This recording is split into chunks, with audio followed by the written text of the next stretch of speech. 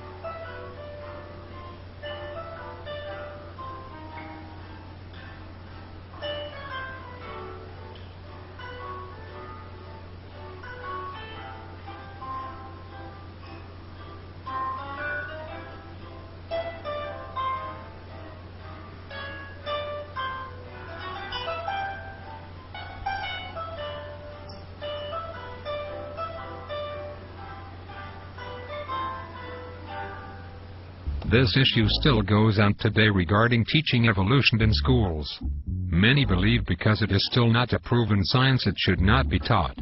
This is due to the fact that children who are taught evolution tend to interpret the theory as factual or proven.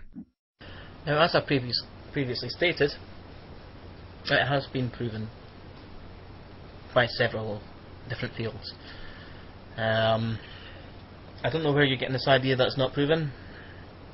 perhaps from creationists, perhaps from your church,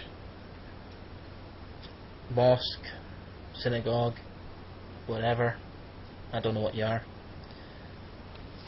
However, science and all the benefits that comes from science, like computers, internet, modern medicine, and especially modern medicine, science accepts evolution as fact. If it could be falsified, that would be great. We wouldn't mind. As a scientists love falsification. That's the whole point of the science theory, of the scientific method. It's falsification. If you can prove something is false, then that's great. However, if it's not proven false, then that is the current theory, to a degree. So, back to your pitch. Therefore, I believe as well that evolution should not be taught in secondary schools. It's a shame that we allow evolution to be taught in secondary schools. Evolution is not even a proven science.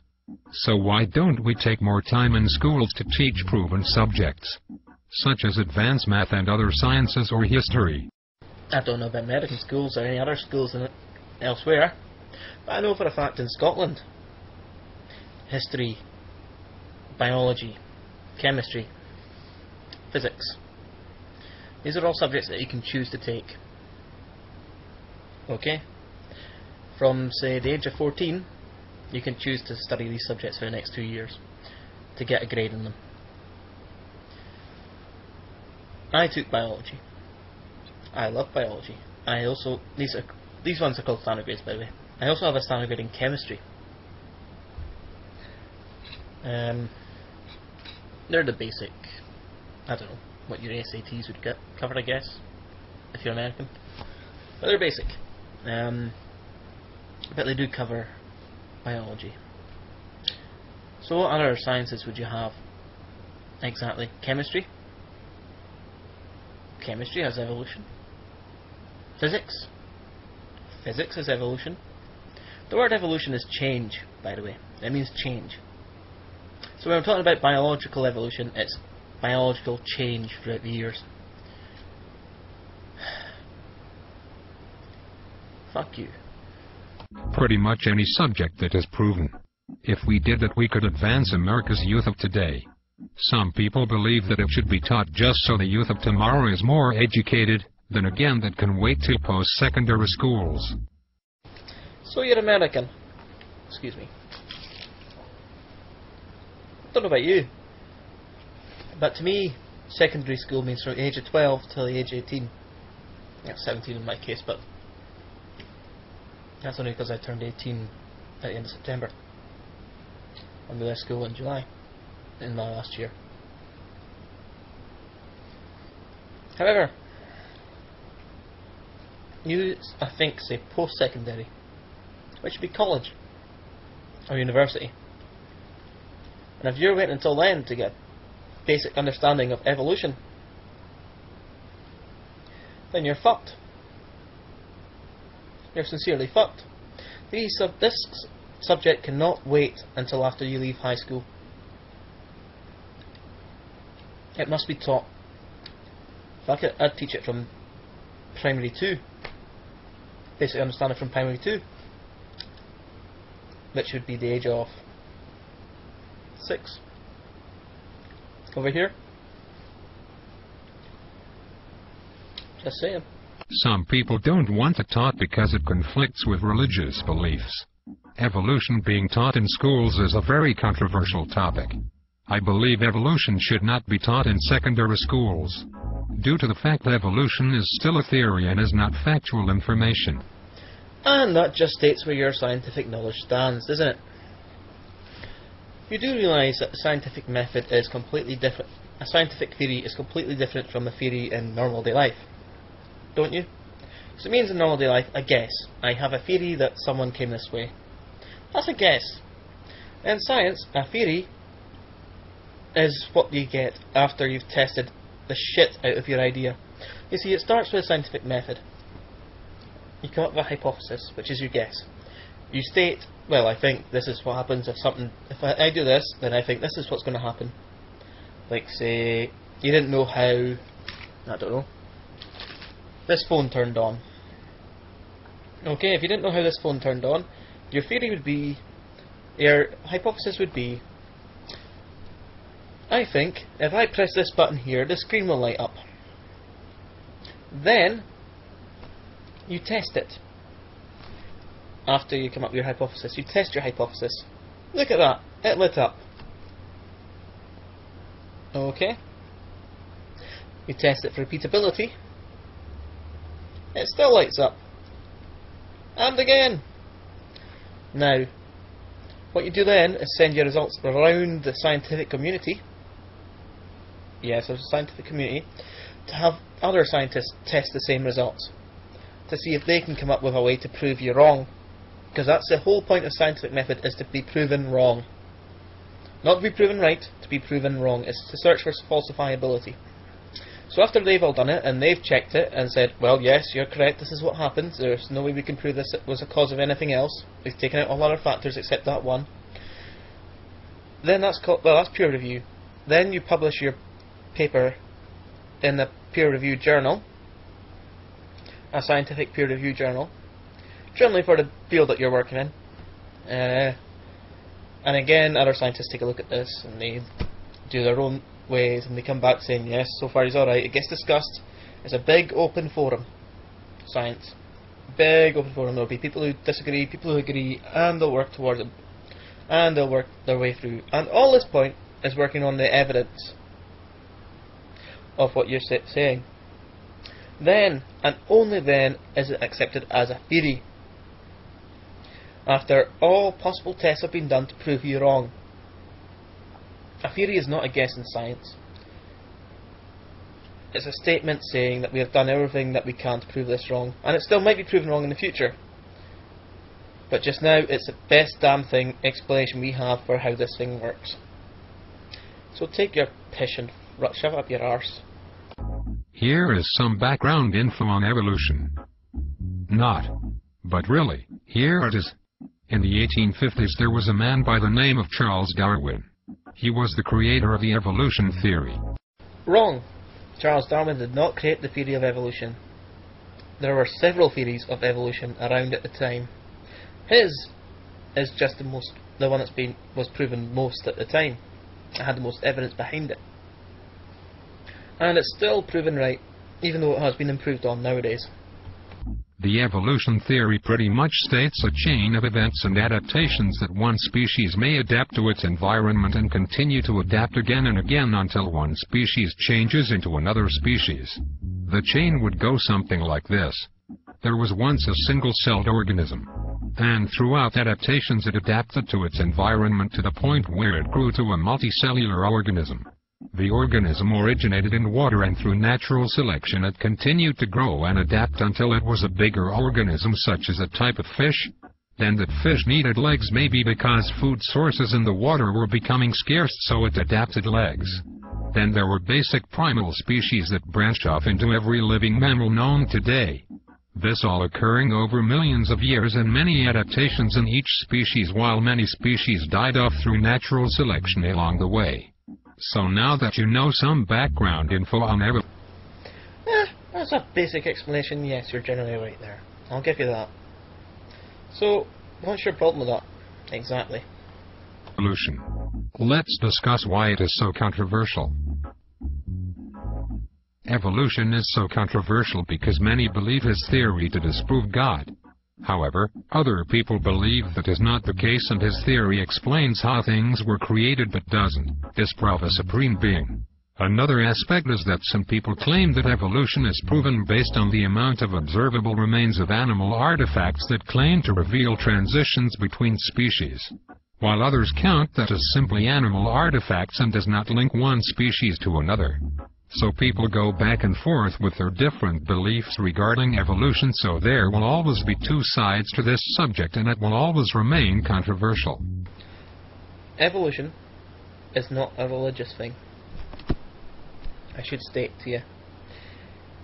Atheists have a lack of belief in God, or any god or any religion. Evolution is just a statement saying this is how the species changed from the beginning. This is how the species changed over years of time. It does not say this is how the species changed unless it proves God wrong. That is not what evolution states. However, as you go on to say, some people believe that animal artifacts, whatever the hell you mean by that, I presume you mean fossils, the fossilised bones of animals that lived in the past, prove that evolution is right. Well, yes, it is. And some people say that they don't. Well, they're retarded, those people. They lie. They've been proven liars. They're creatards. Creationists that say that. And they have been proven to lie and lie and lie to you again, and they are dishonest bastards. There you go. I believe evolution should not be taught in secondary schools because when teachers teach evolution to young children, the children interpret that information as factual. Obviously, it is still not considered such. Young children tend to interpret the information as factual because all other subjects taught to them are factual. In fact, in Tennessee, it is against the law to teach evolution due to this fact. Actually, in 1925 that law was passed, and in 1967 it was repealed by the federal court for being unconstitutional. Do you like that one? And children interpret it as fact because it is fact. It's that simple. It is a fact. It's not seen as false except by creationists. That simple. The classroom time to teach evolution should be spent teaching other topics, factual proven subjects. However, I believe anyone has the right to learn about evolution, but only in a post-secondary school where the individual is old enough to make decisions for him or herself. In conclusion, evolution should not be taught in secondary schools. If the time was spent to teach other subjects, it could improve the youth of tomorrow. All people have the right to learn anything they want. However, there is a time and a place to learn about evolution, and that place is in post-secondary school. Iskamish! You just boned yourself! Yes, you did. You just stated at the very start of that last clip there that shouldn't be taught in schools, secondary school. And you said that it should be taught in post-secondary school. And then at the very end there, just before I cut it off, you said it shouldn't. The time and place is not post-secondary school. However, you're covering all bases here, really, aren't you? You're saying it should be taught, but not in school. Well, bollocks to you. Because it is a fact. It should be taught at a very early age. And the more people understand science, the more people accept it. The more people are taught evolution, or abiogenesis, or anything at all that is scientific theory, the best explanation that we have got just now, at this very moment, to explain how something happens, then they will be better off in the world. Rather than the retarded view that evolution must be false, because it cannot be proven exactly to a certain point, minute point, which creationists often use as an argument. They will say, well, you can't prove this. It's transitional fossil, and then they'll prove it, and they'll say, well, no, but I meant this. Well, no, I meant this version. No, I meant this version. And you can never win with that argument, against that argument. So, anyway, I don't know if you're taking a piss, but if you're not, then you are stupid. There's nothing else about it. You are an idiot. There's nothing else I can say. Anyway, YouTube, see ya.